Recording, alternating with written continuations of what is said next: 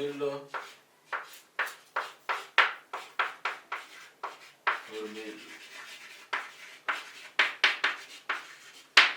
de moindre,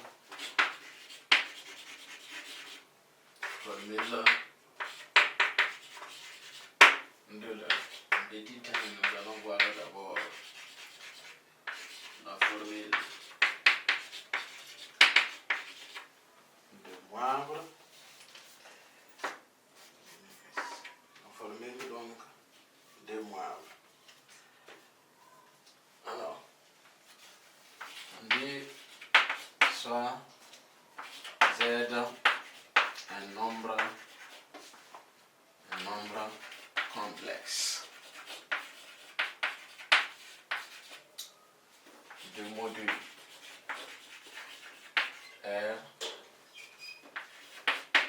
et d'argument θ. Alors, on sait que Z puissance n a pour module R puissance n et argument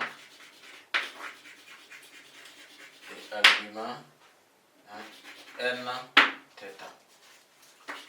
Donc, on peut écrire que R facteur de cosinus θ plus I sinus de θ de tout à la puissance n, ce qui représente Z à la puissance n, égale à R puissance n facteur de cosinus n θ plus I sinus de n θ. On peut écrire ça puisque là ça représente le Z à la puissance n et là ça représente son autre forme. Ici on a dit que son argument c'est Rn et son angle. Bon, son module est Rn et son argument nθ. Donc ça permet de lire ça sous cette forme. Ensuite, on va supposer que le module R est 1. Si R égale à 1, on obtient quoi? Si ça c'est égal à 1, on obtient simplement, on va obtenir simplement que cosinus de θ plus I sinus de θ, le tout élevé à la puissance n, donne simplement cosinus de nθ plus I sinus de nθ. Donc c'est une formule que l'on obtient et c'est cette formule qui est appelée la formule de moindre. Donc appelée formule de moindre. Donc on obtient cette formule, on appelle simplement la formule de moindre. Donc on peut voir en petit 2 la formule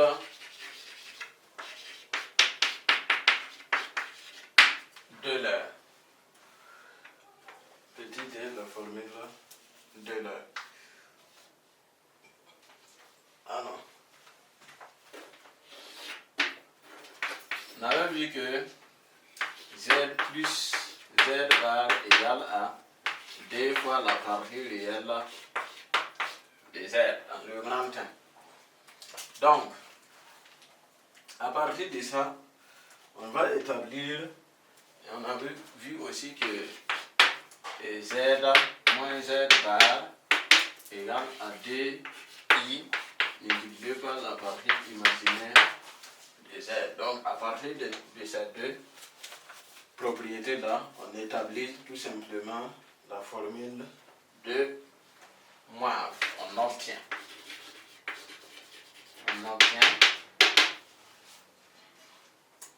que cosinus de alpha égale à quoi?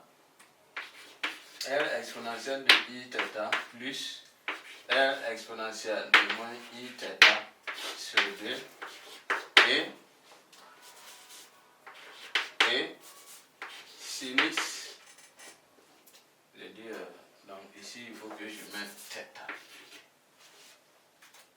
pour garder la conformité. Donc, et sinus θ ça fait R exponentielle de I θ moins R exponentielle de moins I θ le tout sur 2i. Donc ça veut dire qu'à partir de là, la partie de réel, si c'est écrit sous forme trigonométrique, ça donne le cosinus. Donc quand je tire, c'est z sur z va diviser par je donne la partie réelle qui est le cosinus de θ. C'est la même chose ici.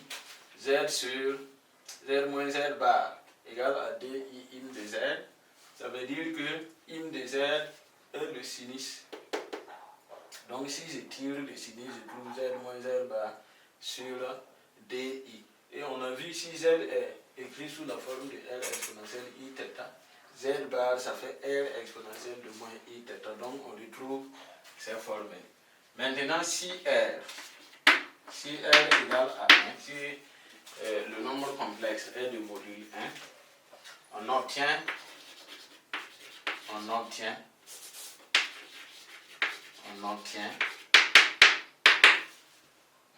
que quoi? Cosinus. On obtient que le cosinus de θ donne tout simplement ici 1, ça va rester tout simplement exponentielle de I θ plus exponentielle de moins I θ sur 2. Et le sinus de θ, lui, il donne R exponentielle de moins I θ moins exponentielle de I θ moins exponentielle de moins I θ de tout sur 2. Et ce sont ces formules qui sont appelées formules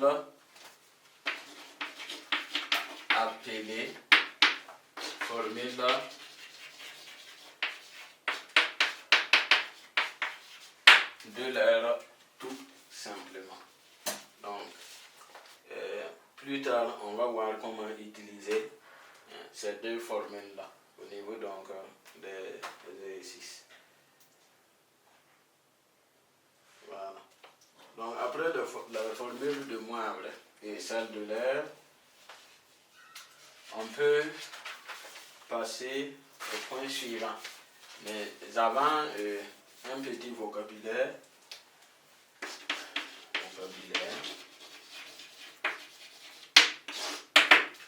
On dira que le procédé qui consiste à écrire le procédé qui consiste à écrire comment on appelle ça, cosinus de nx ou bien sinus nx, donc c'est sous forme de puissance.